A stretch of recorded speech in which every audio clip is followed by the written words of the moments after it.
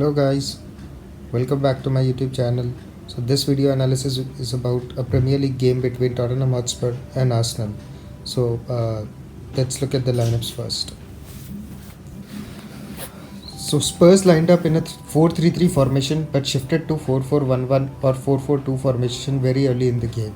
Jose Mourinho made two changes to the team that played against Bournemouth in a nil-nil draw, with Lucas Moura coming in for Steven Bergwijn and Davinson Sanchez replacing Jan Vertonghen. On the other hand, Arsenal lined up in a 3-4-3 formation and shifted to 3-2-5 formation with possession. Arteta made only one change into the team that played in a 1-1 draw against Leicester City, with Nicolas Pepe replacing Saka at the right wing. Spurs offered very less resistance during the build-up play of Arsenal, allowing them to easily play out from the back. So Spurs used only Harry Kane and Son to press Arsenal's backline.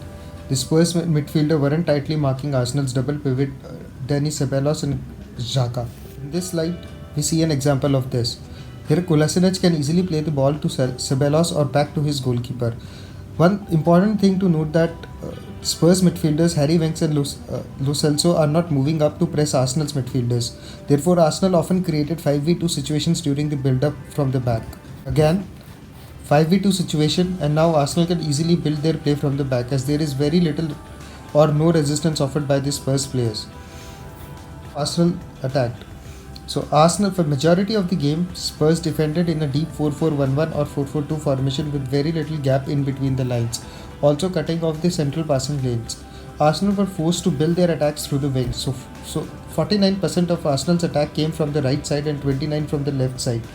So during the attacking phase, the Arsenal's front three would get narrow to create the space on the flanks for wing-backs to exploit. In the following slide, we see this tactic from Arsenal. Spurs are defending in a 4-4-2 formation and cutting up the central passing lanes. The front three got narrow, and that has created the space on the flanks for Arsenal's wing-backs to exploit. Therefore, Ceballos is forced to play the ball to his wing-back. And one important thing to note is Sissoko wasn't helping his fullback in the defense. Thereby, Arsenal often created 1v2 situations on the flanks. During the offensive phase, used 3-2-5 formation. Again, Spurs defending in a 4-4-1-1 formation, cutting off the central passing lanes, and Arsenal keeping a 3-5 formation during the offensive phase, and Xhaka played a pass to Tierney. Arsenal in this game played a total of 19 crosses and tried to create goal scoring opportunities through the wing play. Spurs build up and the defense. So as Arsenal pressed with 5 men, with 2 midfielders tightly marking Spurs 2 midfielders, to counter this, Jose Mourinho used Harry Kane as the target man, responsible for winning the first ball with Son, and Son trying to win the second ball. The following slide highlights this tactic.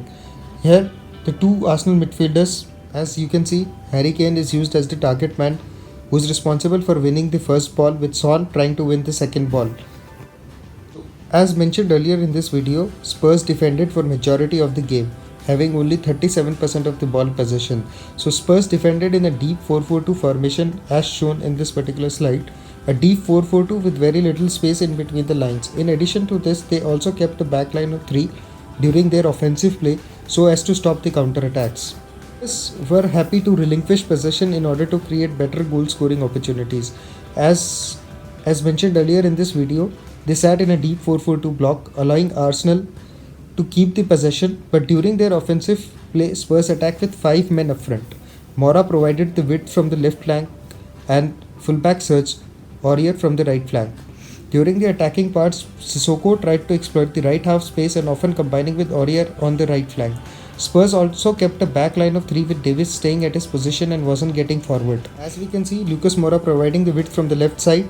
On the right flank, Aurier, Son, Lo Celso and Sissoko have created a 4v3 situation on the right flank, and that is why 70% of the Spurs attack came from the wings. Sissoko trying to exploit the right half space. Here Aurier has 2 different options to play the ball. He can either play the ball to Son or to Sissoko, who is trying to exploit the right half space. Arsenal defending in a 5-3-2 formation. Thank you guys for watching this video. For more tactical analysis, please like, share and subscribe. Cheers.